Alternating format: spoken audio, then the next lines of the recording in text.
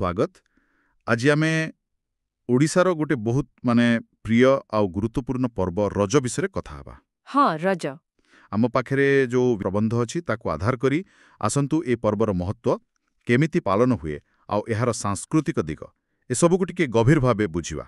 निश्चय एटा तो मुख्यतः 3 दिनिया पर्व जो थिरे आमे धरित्री मां को सम्मान दो आउ वर्षा ऋतु को स्वागत करू। बड़ मजादार पर्व एटा। हाँ बहुत चलंतु आरंभ करिवा। तेबे प्रथमे ए रज जिनसटा कौन? रज ओडिशार एक मूल पर्व जहा प्रतिवर्ष मिथुन मास आरंभरे पड़े माने जून मास मझी आड़कू। अच्छा एहा वर्षा ऋतुर आगमन को सूचाए किंतु एहार ना रज काहींकी सेटा जानिबा दरकार। एटा रजस्वला शब्द सह जड़िता। ओहो रजस्वला। हाँ परंपरा अनुसारे एही समयरे पृथ्वी बा आम धरित्री मां निजे रजस्वला हुअंती बोली विश्वास करा जाए।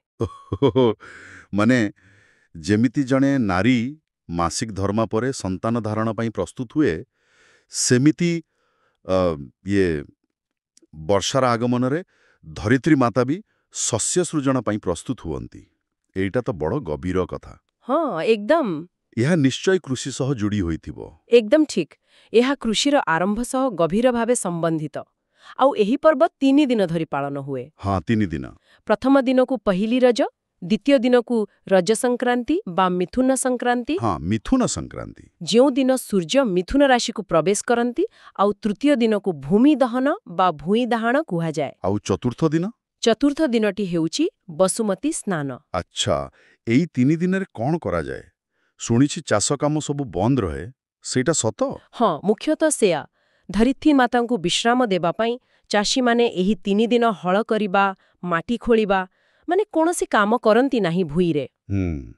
केवल चाष नुहे एही विश्रामर आउ एक गुरुत्वपूर्ण दिग अछि विशेष करी महिला मानंक पाई। ओ केमिति? देखंतु जेमिति धरित्री माता विश्राम नियंती सेमिति घरर महिला विशेष करी अविवाहिता छुआ माने कुमारी माने। हाँ कुमारी झ माने। हाँ सेमाने मध्य एही समयरे घरर काम जेमिति कि काटिबा, बाटिबा, शिळपुआ व्यवहार करिबा एसबुरु दूरेई रही संपूर्ण विश्राम नियंती। वाह एटा बहुत सुंदर कथा। हाँ एहाकू नारीत्वर उत्सव एवं भविष्यत मातृत्व पाई एक प्रस्तुति बोली मध्य धरा जाए। बहुत भला।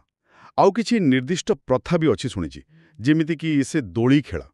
रज माने तो दोली सेटा बहुत। हाँ हाँ दोली तो मुख्य आकर्षण।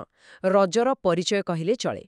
गाँ गहली रे गछ डालरे आउ सहर रे भी घरे घरे दोली लागे। हाँ जियो माने नुआ पोशाक पिंधि सजबाज होई दोली खेलंती, पुछि खेलंती आउ रजगीत भी गांती। अच्छा आउ गोटे कथा एही 3 दिन भूमि को कष्ट न देवा पाई माने धरित्री मां को सम्मान देई केही खाली पादरे चालंती नहीं। ओहो सतरे? हाँ पूर्वे लोके गुआ खरपा बा काठर कठो पिंधुथिले, आजिकाली तो चप्पल व्यवहार करूछंती।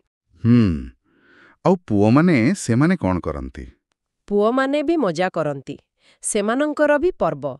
सेमाने विभिन्न पारंपरिक खेल जेमिति बागुड़ी, तास, लुडु एसबु खेली समय काटंती। मोट उपरे एहा एक सामूहिक आनंदर पर्व। बुझिली। आपण चतुर्थ दिन बसुमती स्नान कथा कहूथिले, से दिनर विशेषता कोन?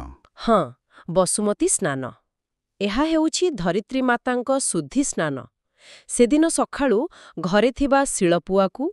हाँ से मसला बटा शिळपुआ। हाँ सेइटाकू पृथ्वीर प्रतीक भावे निया जाए। ताकू हलदी कना गुड़ाई सिंदूर कजल लगाई सजा जाए। तापरे फूल चंदन देई पूजा करी शेषरे क्षीररे स्नान करा जाए। अच्छा विश्वास करा जाए जे एहा परे धरित्री माता पुणी शुद्ध होई शस्य धरण पाई सक्षम हुअंती। आउ गोटे मजा कथा कोन? मार्गशीर मास गुरुबाररू जो महालक्ष्मी पेड़ी बंद होई रही थाए ताहा मध्य एही बसुमती स्नान दिन ही खोला जाए। ओहो एते सबु परंपरा जोड़ी होई रहिछि। आउ ई रज गीत कथा जहा कहूथिले सेगुडको बड़ लोकप्रिय ना? बहुत बहुत लोकप्रिय। रज समय रे खास करी दोली खेलिला बेले ए गीत गुडी को गांती। एथिरे प्रकृति, सामाजिक जीवन, आशा, आकांक्षा माने सबु किछरे प्रतिफलन थाए। सेही गोटे प्रसिद्ध धाड़ीटी अछि ना, ବନସ୍ତେ ଡାକିଲା ଗଜ, ବରଷକେ ଥରେ ଆସିଛି ରଜଳିଓ, ଘେନି ନୂଆ ସଜବାଜ। ଏଗୁଡ଼ିକ ଆମ ଓଡ଼ିଆ ଲୋକସାହିତ୍ୟର ଗୋଟେ ଅମୂଲ୍ୟ ଅଙ୍ଗ, ନା? ହଁ, ଏକଦମ। ଆଉ ସବୁଠୁ ଗୁରୁତ୍ୱପୂର୍ଣ୍ଣ କଥା ଖାଇବା। ରଜରେ ତ ପିଠାପଣା ଆଉ ପାନର ବଡ଼ ମହତ୍ତ୍ୱ। ନିଶ୍ଚୟ। ଖାଇବା ବିନା ପର୍ବ କେମିତି? ଯେହେତୁ 3 ଦିନ ଚୁଲି ଜଳେ ନାହିଁ ବା ରନ୍ଧାବଢ଼ା କମ୍ ହୁଏ, ପହିଲି ରଜ ଆଗରୁ ହିଁ ଘରେ ଘରେ ପିଠା ତିଆରି ଆରମ୍ଭ ହୋଇଯାଏ। ହଁ, ପୋଡ଼ପିଠା। ହଁ, ସବୁଠୁ ପ୍ରସିଦ୍ଧ ହେଲା ପୋଡ଼ପିଠା। ଚାଉଳ, ବିରିବଟା, ନଡ଼ିଆ, ଗୁଡ଼ କିମ୍ବା ଚିନି ମିଶାଇ ତାକୁ ପତ୍ରରେ ଗୁଡ଼ାଇ ନିଆଁରେ ପୋଡ଼ାଯାଏ। ତାର ବାସ୍ନା! ହଁ ହଁ। ଏହା ଛଡ଼ା ଚକୁଳି ପିଠା, ମଣ୍ଡା ପିଠା ଏମିତି ଅନେକ କିଛି ହୁଏ। ଆଉ ରଜ ପାନ, ତା କଥା ତ ପୁରା ଅଲଗା। ହଁ, ସେଇ ରଜପାନ ବିଷୟରେ ଟିକେ କୁହନ୍ତୁ। ଏଥିରେ ଏମିତି କ'ଣ ଖାସ୍ ଥାଏ? ଦେଖିବାକୁ ବି ବଡ଼ ସୁନ୍ଦର ଲାଗେ ସେଗୁଡ଼ା। ହଁ, ଦେଖିବାକୁ ଯେତିକି ସୁନ୍ଦର, ସ୍ୱାଦରେ ବି ସେତିକି। ଏଇଟା କେବଳ ଗୋଟେ ପାନ ନୁହେଁ, ଏହା ପ୍ରେମ, ବନ୍ଧୁତା ଆଉ ଆତିଥ୍ୟର ପ୍ରତୀକ। ଆଚ୍ଛା। ସାଧା ପାନଠାରୁ ଏହା ବହୁତ ଅଲଗା। ଏଥିରେ ଗୁଆ, ଅଳେଚ, ଲବଙ୍ଗ, ଗୁଜୁରାତି, ଭଜା ଧଣିଆ, ନଡ଼ିଆ ଖଣ୍ଡ, କବାବ ଚିନି, ଖଇର, ଚୁଆ, ପାନ ମୋହରି ଏମିତି ବହୁ ଜିନିଷ ପଡ଼େ। ବାପରେ! ହଁ, ଆଉ ତାକୁ ବହୁତ ସୁନ୍ଦର ଭାବରେ ତ୍ରିଭଙ୍ଗୀ ବା ଚୌଭଙ୍ଗୀ କରି ସଜାଯାଏ। କୁହାଯାଏ ଏହାକୁ ଖାଇଲେ ପାଚନ କ୍ରିୟା ଭଲ ହୁଏ। ଗୋଟେ ଲୋକକଥା ବି ଅଛି, ପାନଖିଆ ରସିକ ପାଟି ରାଜା ହୋଇଗଲା ରଜରେ। ବାବା! ବହୁତ ମଜା କଥା ସବୁ। ତେବେ ମୋଟାମୋଟି ଭାବରେ ଦେଖିଲେ ରଜ ପର୍ବ ହେଉଛି ପ୍ରକୃତିର ଉର୍ବରତା, ନାରୀତ୍ୱର ସମ୍ମାନ, କୃଷିର ଆରମ୍ଭ ଆଉ ସାମାଜିକ ମିଳାମିଶାର ଏକ ବହୁତ ସୁନ୍ଦର ମିଶ୍ରଣ। ହଁ, ଠିକ୍ କହିଲେ। ଦୋଳି, ପିଠା, ପାନ, ଗୀତ, ନାଚ ଏସବୁ ମିଶି ଏହାକୁ ଏକ ସ୍ୱତନ୍ତ୍ର ପରିଚୟ ଦେଇଛି। ସତରେ ଏହା ଓଡ଼ିଆ ସଂସ୍କୃତିରେ ମଣିଷ ଆଉ ପ୍ରକୃତି ଭିତରେ ଥିବା ସେହି ନିବିଡ଼ ସମ୍ପର୍କକୁ ଦର୍ଶାଉଛି। ଏକଦମ। ଆଉ ଏହି ଆଲୋଚନା ଶେଷରେ ଗୋଟିଏ କଥା ମନକୁ ଆସୁଛି, ଆଜିର ଏହି ଦ୍ରୁତ ପରିବର୍ତ୍ତନଶୀଳ ଦୁନିଆରେ ଯେଉଁଠି ଆମେ ପ୍ରକୃତିଠାରୁ ଟିକେ ଦୂରେଇ ଯାଉଛେ ବୋଧେ, ସେଠି ପୃଥିବୀର ଆଉତୁ ଚକ୍ର ସହ ମଣିଷ ଜୀବନକୁ ଯୋଡୁଥିବା ରଜ ଭଳି ପର୍ବର ପ୍ରାସଙ୍ଗିକତା କେତେ?